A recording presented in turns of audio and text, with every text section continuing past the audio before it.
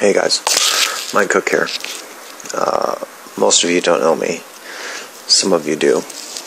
I'm sort of Facebook infamous for my prank calls, my Sunday church posts. Hey Mike, do you want to join us in church today? Oh no, thanks. I'm going to give myself a second circumcision with Titan fishing line instead. Those type posts. Or I think actually my most popular one ever that I ever did was, hey Mike, you're going to join us in church today. I said, oh, that sounds spellbinding. It really does, but I'm going to help my great-grandmother hand wash her vibrator collection instead. So, yeah. But anyhow, Adam told me to do a video for this. Well, he asked if I would like to participate. And I said, sure, because I drink too much and I just tell people randomly, no, yeah, sure.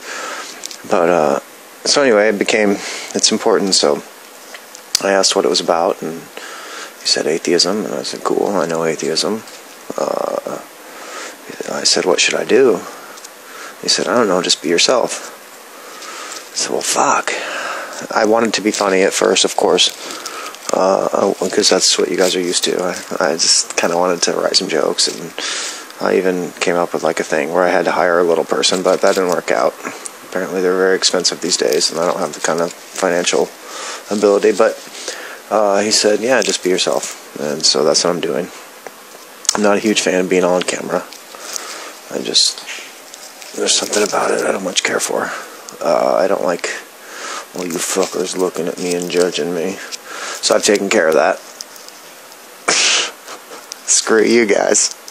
I don't care. And by being myself, I'm going to show up late and stoned and unprepared and visibly drunk. And that's me. I mean, that's, you get what you fucking pay for. It's free, so fuck you, But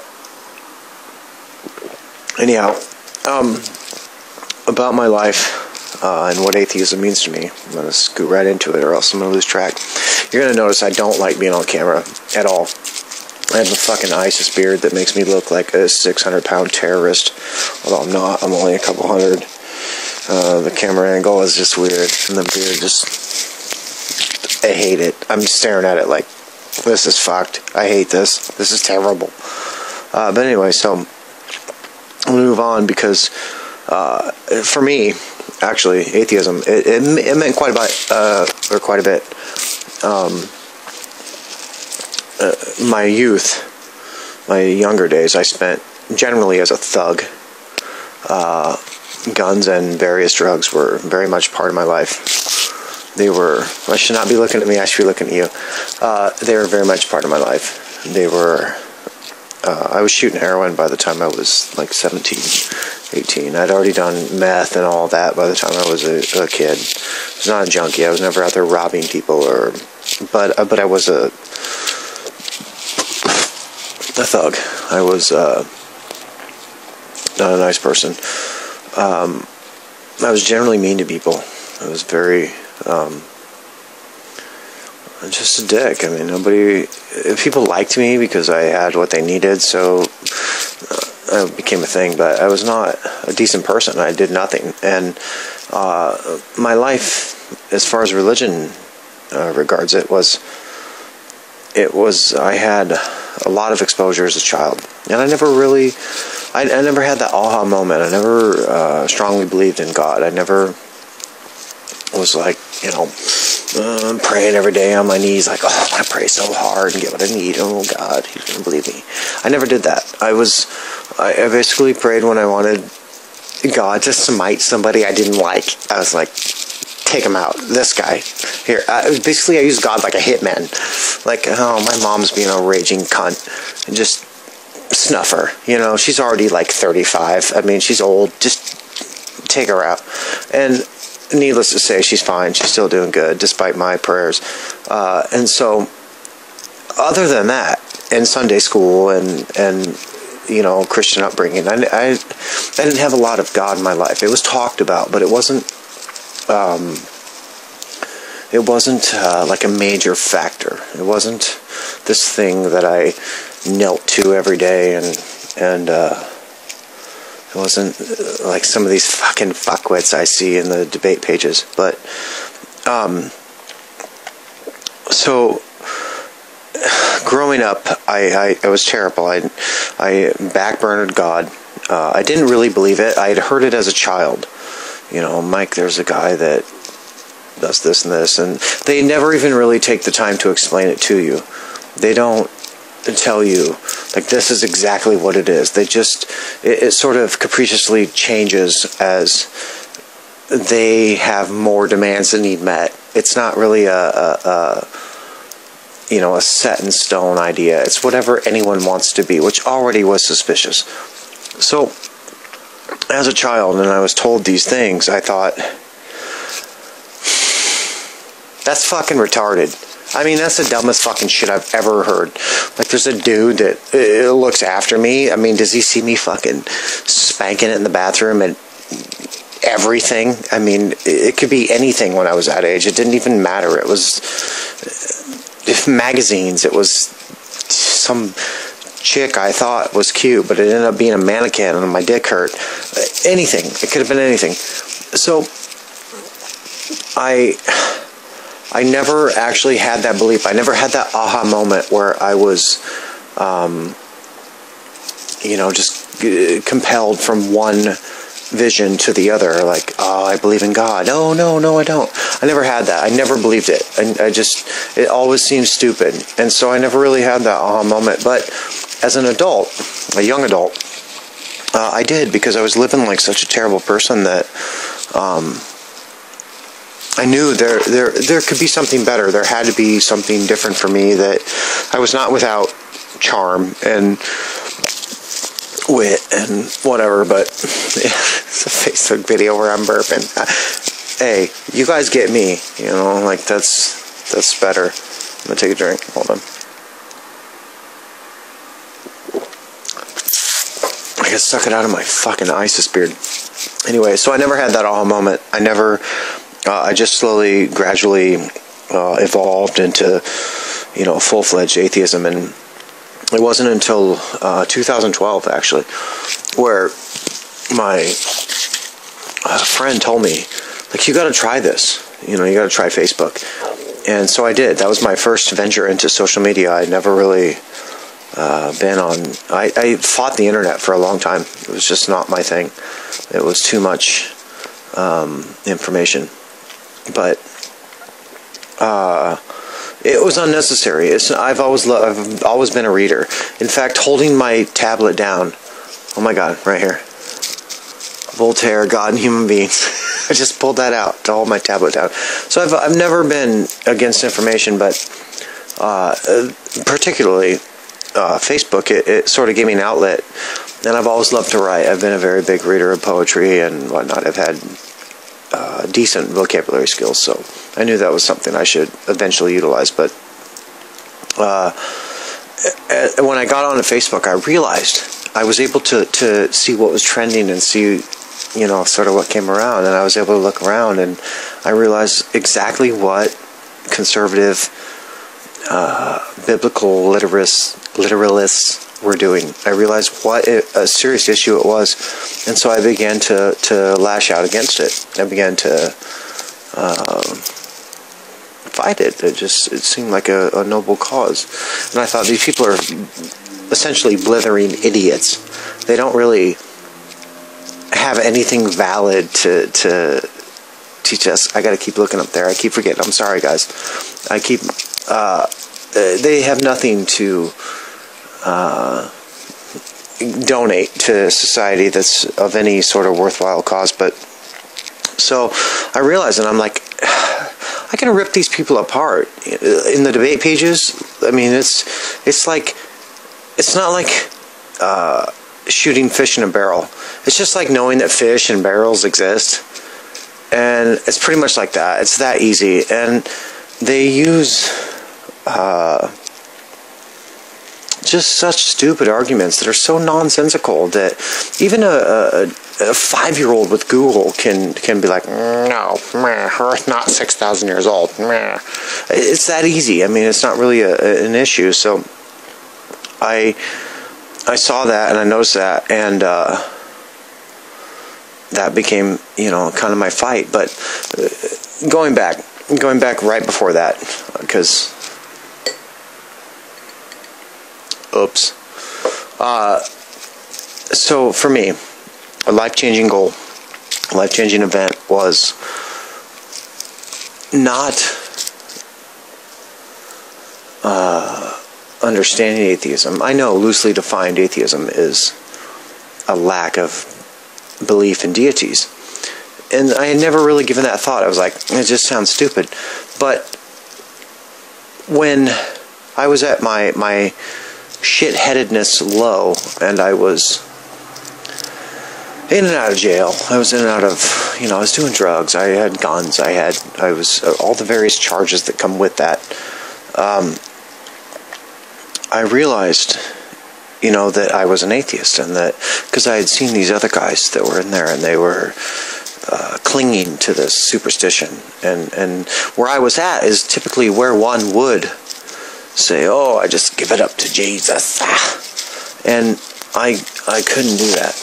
It wasn't my thing, it would be a lie to myself, and I'd already lied to myself enough to get me to where I was. And so, whereas one might find God, I found atheism. I found the knowledge that this was what I had. This was it. This was all. Everything I did from here on out was a legacy. It was what I would leave to the universe. It was where my mark took root. And so I said, man, I have one chance. Like I have one time. I have one purpose. I have one thing to do it right. And so this needs to be what I do. And so I really embraced that. It became my indigent mantra, like the thing that I have one chance, I have one chance. I mean, it became who I was. And that really set us off on us. Like, I have multiple personalities. What a stupid thing to say. I can't even believe the world is going to see this. I'm not editing this. This is just going to you. Us. Idiot. Wish I wouldn't have said that too late. I just exacerbated the point. But anyway, so it became this knowledge, like I get one chance. I have one chance to do this right. So here's what it did. I stopped eating animals. I don't eat birds. I don't eat mammals. I'll eat fish. I'm kind of a sucker for sushi, but they have no real central nervous system, and fuck them. So fish are assholes. You know what? Fuck fish. If I get in the ocean, a shark will fucking eat me. It's a fish. So I overcome them, and it is what it is, man. I rule the fish. It makes me feel better. Whatever. Don't judge me, Facebook. So I stopped eating animals, and I started with empathy. Like, I started really realizing what people do matters. It really, who you affect, it becomes, like your legacy, in a sense. It becomes who you are. It becomes what matters. It becomes the real deal. It's real. It's very real. It's not this, I can just be a fucking shithead and then just figure it out when I am old on my deathbed. It's like, I just saw a guy and he's hungry and he's begging for money and he's obviously not well. I need to do something for him, like I need to help him. And I did. I started doing that. And it became this series of small events that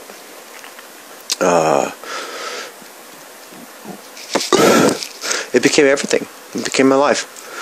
And then, as I said earlier, because now I'm going back, although I was backing up, it became my life. I realized exactly what it was to be a non-believer, and I realized what it was to only have one chance to get it right. And I realized what a miraculous thing it was that not only did my parents meet, but I was the one in a few million sperm. I was very lucky. And that's not my quote. That's from Richard Dawkins, the Unweaving the Rainbow. It's from the beginning of his book, but or my theory, I should say, not my quote.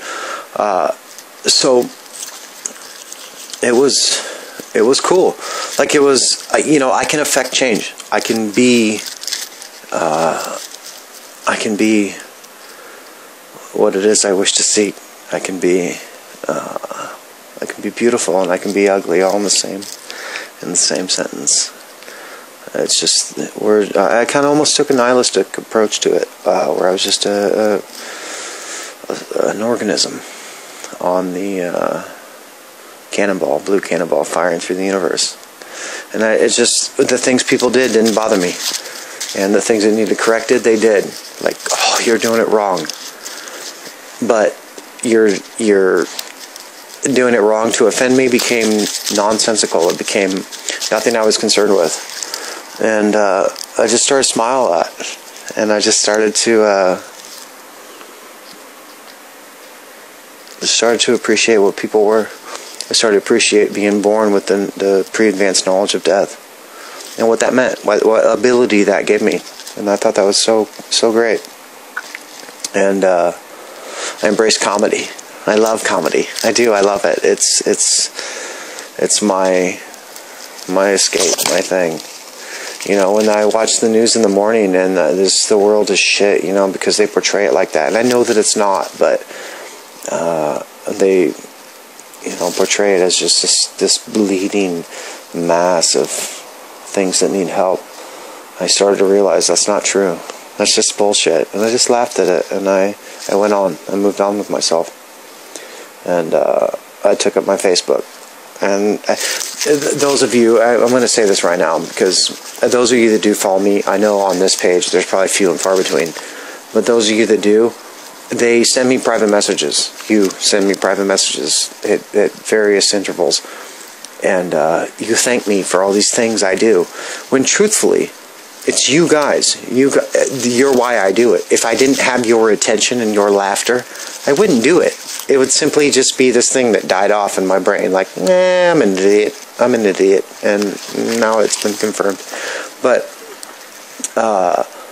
you guys are the small changes that eventually graduate into effect. You are beautiful. You know, everybody watching this right now, like, you are miraculous. And that's what atheism should mean to you, is what you have right now, you know of, you're certain of it. And it's beautiful. You are all those people you make laugh and love and cry, and you're all of them. All of them.